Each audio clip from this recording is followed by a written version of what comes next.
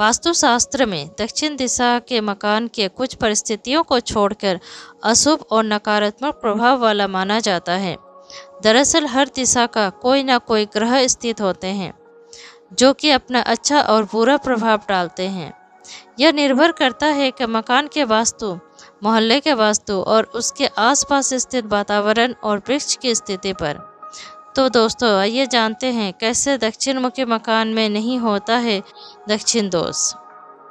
दक्षिण मुखी मकान का दोष को दूर करने के लिए पहला तो आपको अपने मेन गेट पर एक पंचमुखी हनुमान जी का चित्र लगानी चाहिए। ये मार्केट में बड़ी आसानी से अवेलेबल होती है, जो आप ला के इसको लगा सकते हैं। इससे आपके दक्षिण मुखी घर की जो दोष है वो ख़त्म हो जाएगी। दूसरा है दक्षिण मुखी मकान के सामने आखिर आपके गेट से 2 गनी दूरी पर कोई नीम का हरा भरा पेड़ है तो इससे भी आपका दक्षिण मुखी जो घर है उसका दोष कुछ हद तक कम हो सकती है।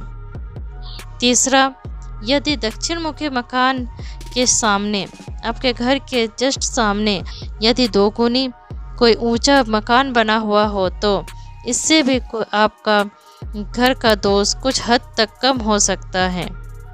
चौथा, दरवाजे पर आपको एक आदम का दर्पण लगाना होगा जिससे घर में प्रवेश करने वाले व्यक्ति का पूरा प्रतिबिंब उस दर्पण पर पड़े। इससे घर में प्रवेश करने वाले व्यक्ति के साथ जो नकारात्मक ऊर्जा प्रवेश करती है वो नकारात्मक ऊर्जा पलट कर चली जाती है। इसीलिए आपको दक्षिण मुखी मकान के मेन गेट पे एक आदम का दर्पण जरूर लगानी चाहिए। इससे आपके घर की नकारात्मक ऊर्जा या तो वास्तु दोष कुछ हद तक कम कर सकते हैं।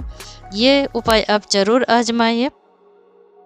पांचवा है दक्षिण मुखी घर के मुख्य दरवाजे को आप लाल कलर, मैरून कलर या क्रीम कलर से रंगवा सकते हैं।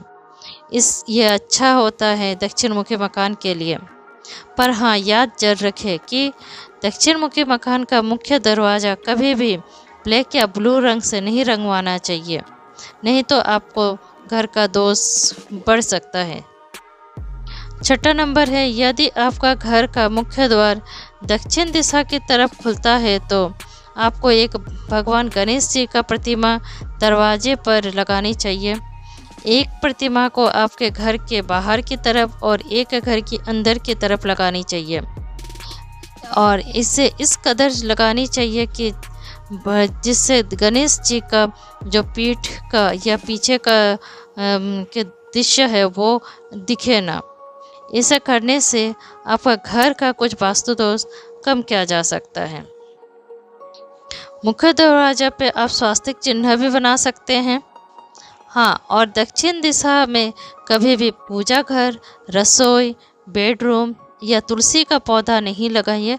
ये शुभ नहीं होता है, ये आपको शुभ फल कभी नहीं देंगे। 8 नंबर है कि दक्षिण दिशा के घर में हमेशा दहलीज बनानी चाहिए और आखिर आप दहलीज बनाते हैं तो ये आपको शुभ फल देगा। इसीलिए हमेशा दक्षिण मुखी मकान के घर में दहलीज बनानी चाहिए।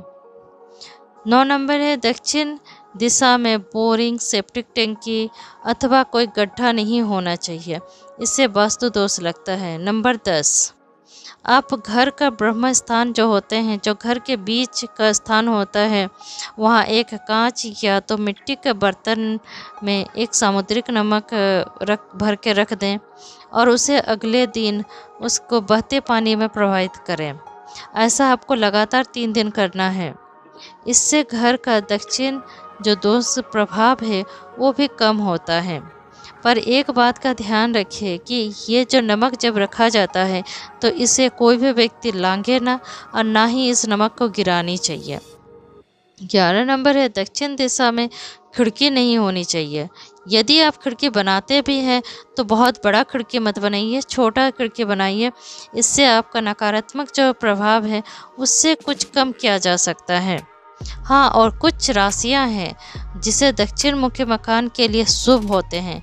वो राशियां के लिए वह राशियां हैं मेष, कर्क, सिंह, तुला, वृश्चिक, धनु, मकर, मीन।